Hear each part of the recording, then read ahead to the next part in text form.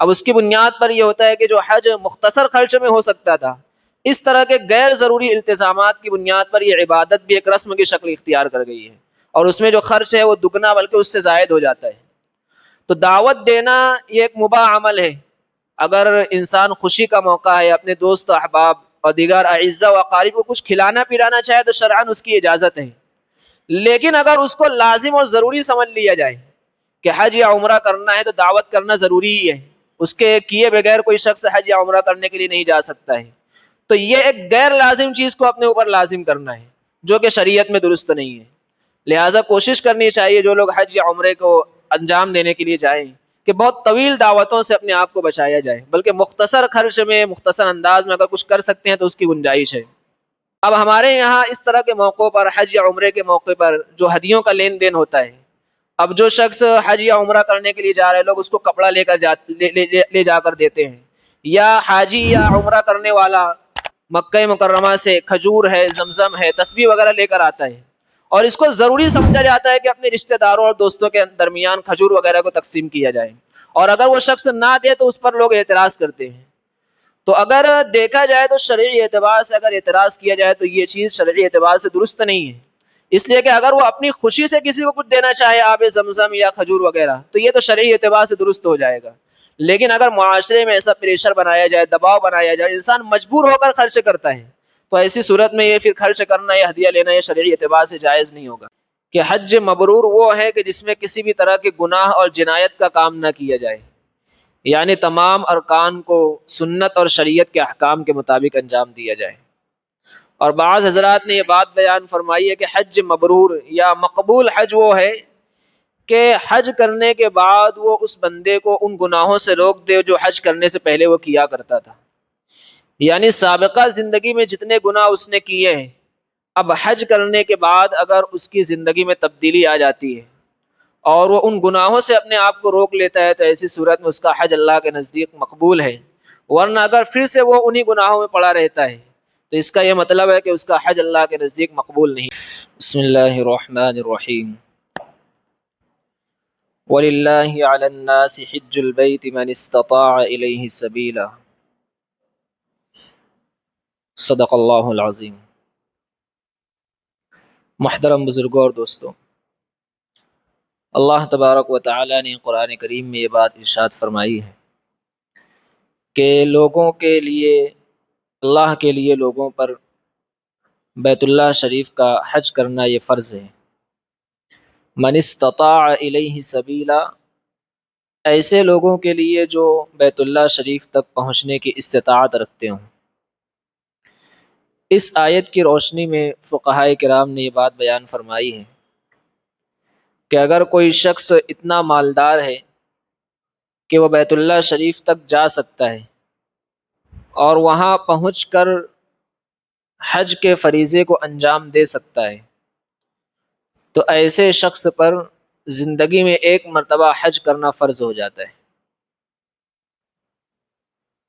اور حج کی بڑی فضیلتیں اللہ کے نبی صلی اللہ علیہ وسلم نے بیان فرمائی ہیں، چنانچہ ارشاد فرماتے ہیں کہ من حج فلم یرفث ولم یفسق رجع کیوم ولدته امہ، کہ جو شخص حج کرے اور حج کے دوران کسی بھی طرح کے بے حیائی اور فسق و فجور گناہ کے کام کو نہ کرے تو وہ حج کر کے اس طرح واپس آتا ہے اس دن کی طرح جب کہ اس کی ماں نے اس کو پیدا کیا ہے، یعنی جس طرح ایک معصوم بچہ ہوتا ہے کہ اس کے سر پر کسی بھی طرح کے گناہوں کا داغ دھبا نہیں ہوتا ہے، تو ایسے ہی حج کرنے کی بنیاد پر اللہ تبارک و تعالی تمام گناہوں کو معاف فرما دیتے ہیں۔ اور ایک روایت میں ہے کہ ان الحج یہدم ما کان قبلہ، کہ حج ان تمام گناہوں کو منہدم کر دیتا ہے جو اس سے پہلے کیے گئے۔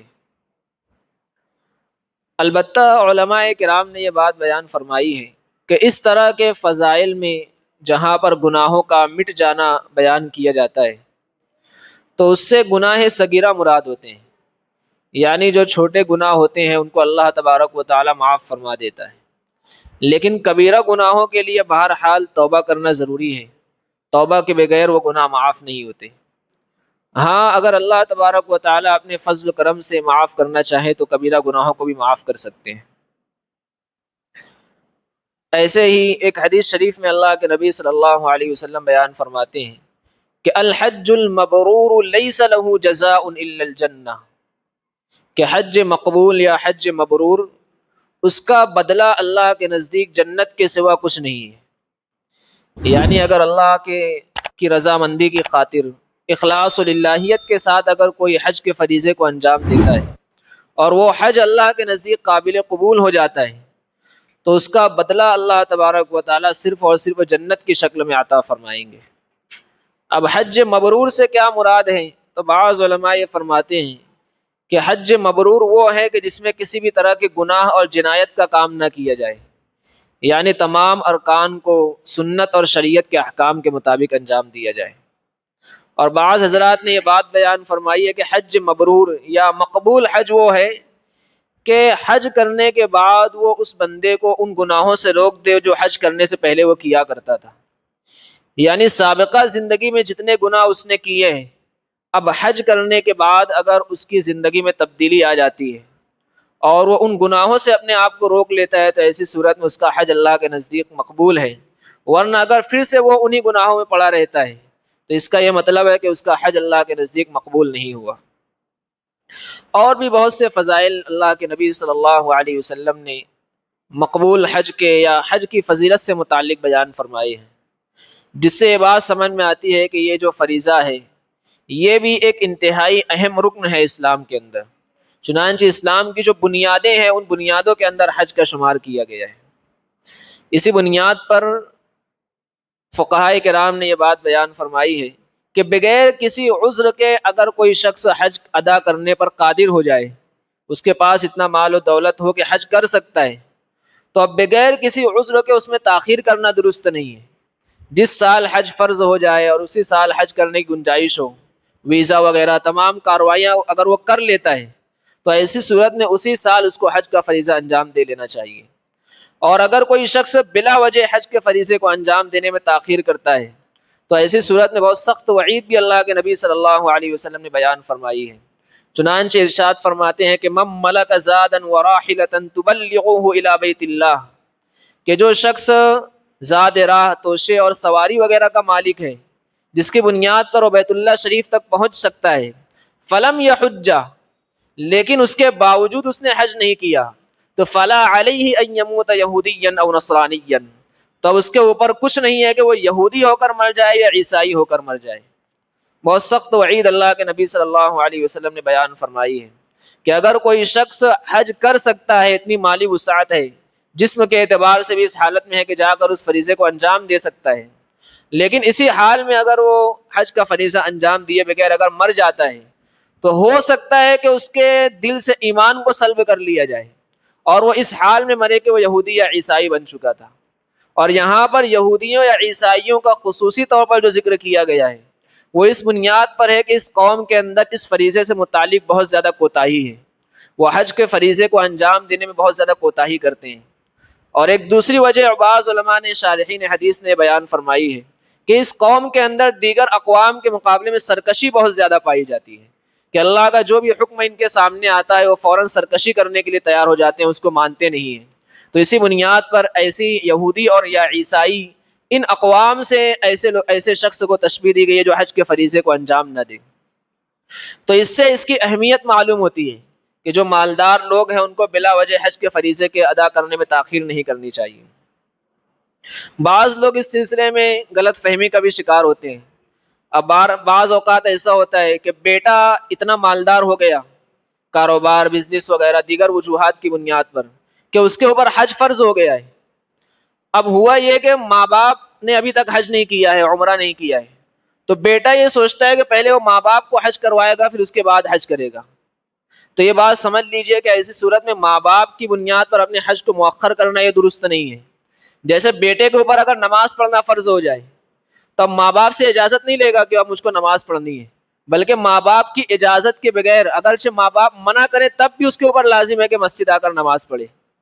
تو ایسے ہی حج بھی دیگر فرائض کی طرح ایک فریضہ ہے۔ اگر بیٹوں میں سے، اولاد میں سے کسی کے اوپر اگر فرض ہو جاتا ہے تو پہلے اس کی ذمہ داری ہے کہ اپنا حج کا فریضہ انجام دے لے، پھر اس کے بعد اگر ممکن ہو، اللہ اتنی وسعت دے، تو اپنے ماں باپ کو بھی اس فریضے سے ان کو سعادت مند بنا سکتا ہے، یا گھر کے دیگر افراد کو بھی حج یا عمرہ وغیرہ کروا سکتا ہے۔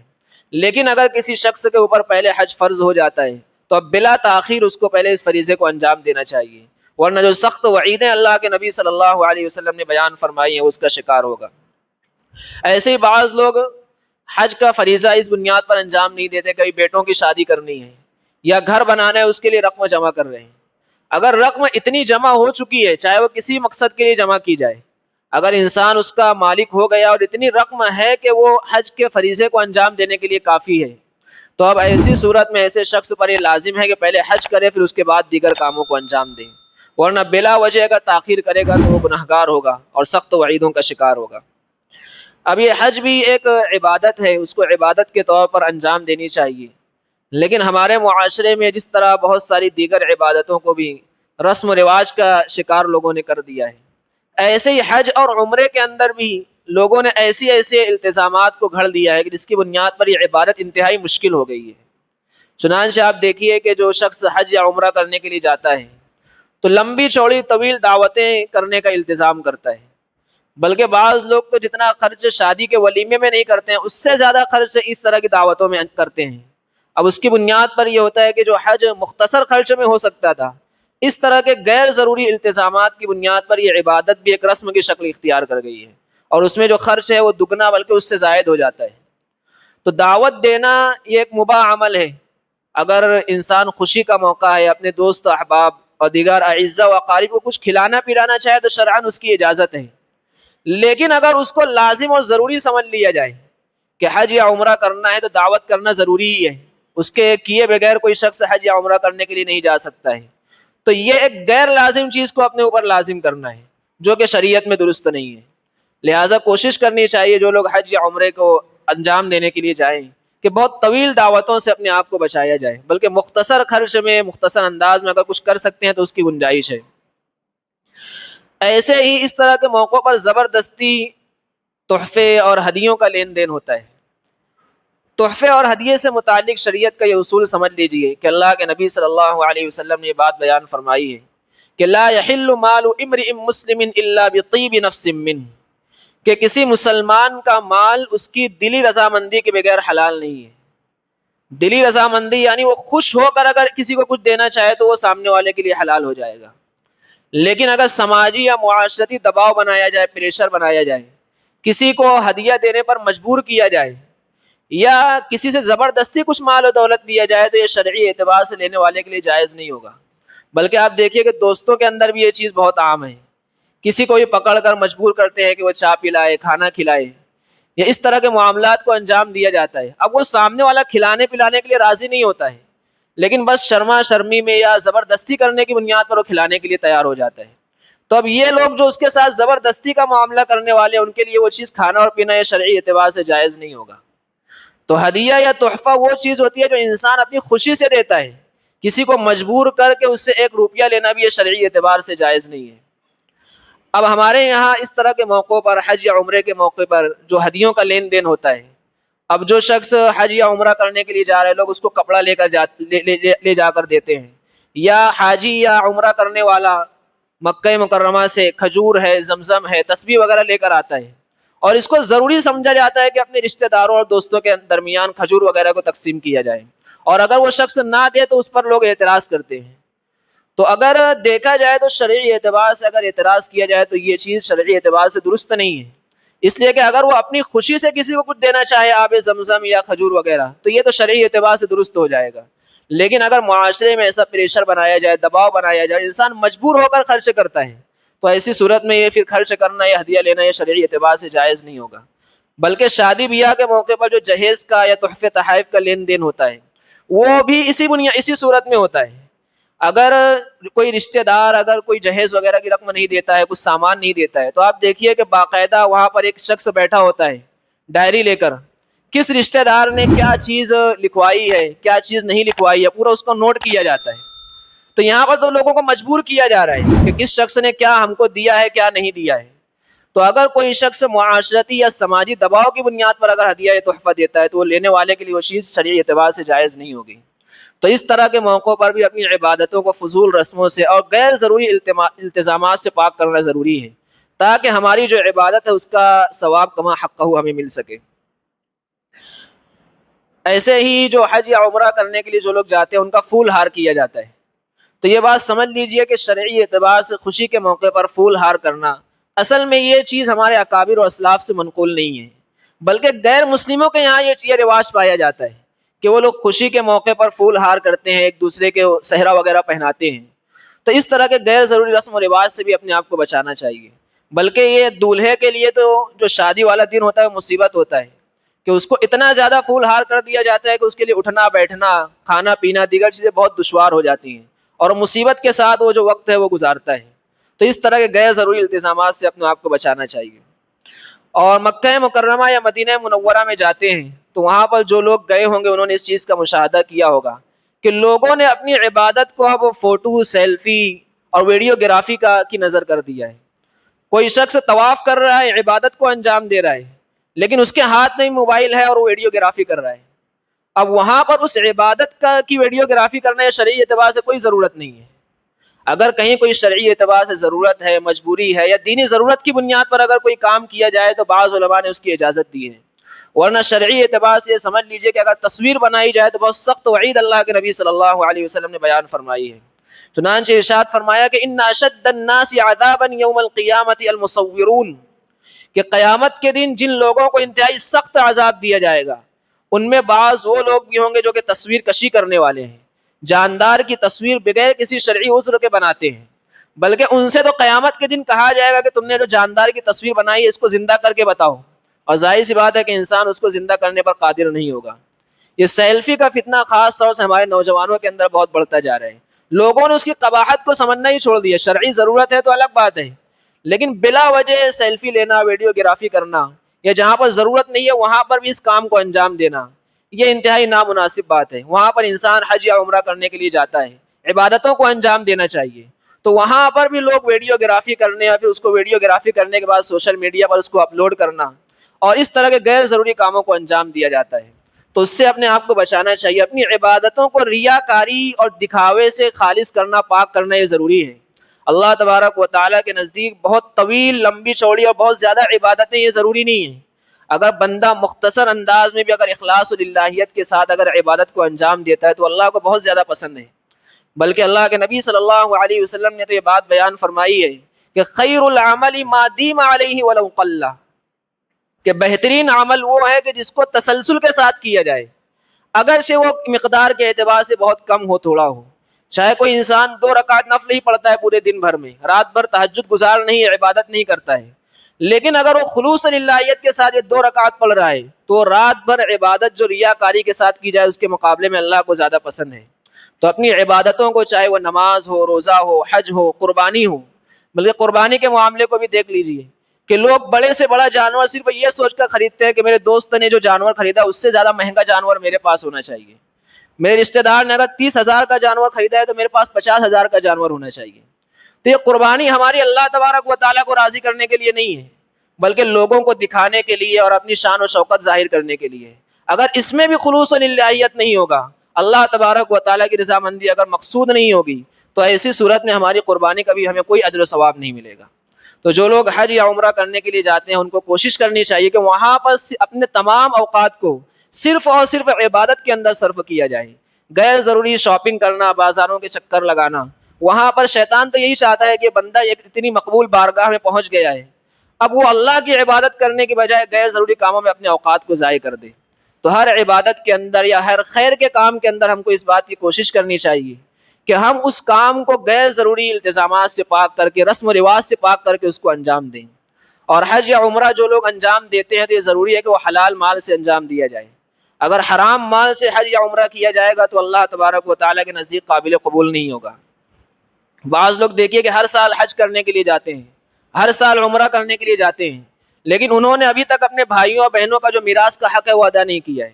کسی کی زمین پر قبضہ کر رکھا ہے وہ دینے کے لیے تیار نہیں ہے، کسی کے مقروض ہیں اس کا قرض ادا کرنے کے لیے تیار نہیں ہے۔ تو ایسی صورت میں بندوں کا حق مار کے اگر کوئی اس طرح سے عبادتوں کو انجام دیتا ہے تو وہ عبادت اللہ کے نزدیک کسی کام کی نہیں ہے، بلکہ وہ منہ پر مار دی جائے گی عبادت۔ تو اس طرح کی عبادتوں کو بھی اپنے حلال مال سے انجام دینا چاہیے تاکہ اللہ تبارک و تعالیٰ ان عبادتوں کو قبول فرما لیں۔ اور وہاں پر جانے کے بعد خصوصی طور پر دعاؤں کا بھی اہتمام کرنا چاہیے، کیونکہ اللہ تبارک و تعالیٰ حج یا عمرہ کرنے والے لوگوں کی خاص طور پر دعاؤں کو قبول فرماتا ہے۔ چنانچہ اللہ کے نبی صلی اللہ علیہ وسلم ارشاد فرماتے ہیں کہ یغفر اللہ للحاج ولمن استغفر له الحاج، کہ اللہ تبارک و تعالی حج کرنے والے کی بھی مغفرت فرما دیتا ہے، اور حج کرنے والا جس کے لیے مغفرت کی دعا کرتا ہے اللہ تبارک و تعالی اس کی بھی مغفرت فرما دیتا ہے۔ تو اس طرح کی مقبول بارگاہ میں اگر اللہ تبارک و تعالی حاضری کی توفیق عطا فرما دے تو وہاں پر خصوصی طور پر عبادتوں اور دعاؤں کا اہتمام کرنے کی کوشش کرنی چاہیے۔ اور جو لوگ اب تک اللہ تبارک و تعالیٰ کی اس بارگاہ میں نہیں پہنچ سکے ہیں تو بعض علماء نے اس کا ایک عمل یہ بیان فرمایا ہے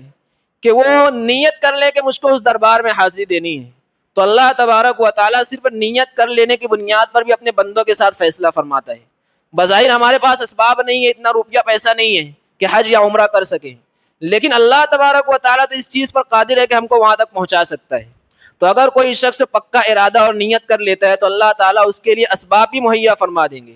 چنانچہ ایسے بہت سے فقیر ہیں جو بھیک مانگنے والے ہیں، بعض واقعات سننے میں آتے ہیں، پڑھنے میں آتے ہیں، لیکن اللہ تبارک و تعالیٰ نے ان کے حسن نیت کی بنیاد پر ان جگہوں تک پہنچا دیا اور انہوں نے حج یا عمرے کے ارکان کو ادا کیا ہے۔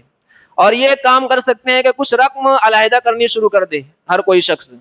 جو بھی وہ کماتا ہے ہفتے یا مہینے کے اعتبار سے ایک مختصر سی رقم ایک الگ جگہ جمع کرنا شروع کر دے۔ اب وہ اگرچہ مختصر سی رقم ہے لیکن اللہ تبارک و تعالیٰ اس ارادے، عمل اور کوشش کی بنیاد پر نواز دے گا، اور ایک وقت وہ آئے گا کہ وہ رقم اللہ تبارک و تعالیٰ اتنا انتظام فرما دے گا کہ یہ شخص حج یا عمرے کے فریضے کو انجام دے، اس کے ارکان کو ادا کر لے۔ تو اگر بندہ نیت کر لے تو اللہ تبارک و تعالیٰ نیت کرنے کی بنیاد پر ہی بہت اجر و ثواب عطا فرماتا ہے۔ ہمارا بڑا المیہ یہ ہے کہ ہم خیر کے کاموں کی نیت بھی نہیں کرتے۔ جیسے کوئی شخص رات میں اٹھ کر تہجد کی نماز نہیں پڑھ سکتا ہے، لیکن اگر وہ روزانہ عشاء کے وقت نیت کر کے سوئے کہ مجھ کو تہجد کی نماز اٹھ کر پڑھنی ہے، فجر کی نماز پڑھنی ہے، تو اگرچہ نہ اٹھ سکے کسی وجہ سے لیکن اللہ تبارک و تعالیٰ اس کو اجر و ثواب عطا فرمائیں گے۔ تو خیر کے کاموں کی ہم کو بڑھ چڑھ کر نیت کرنی چاہیے، تو نیت کی بنیاد پر بھی اللہ تبارک و تعالیٰ اجر و ثواب عطا فرماتے ہیں۔ اللہ تبارک و تعالیٰ ہم سب کو اعمال صالحہ کی توفیق عطا فرمائیں۔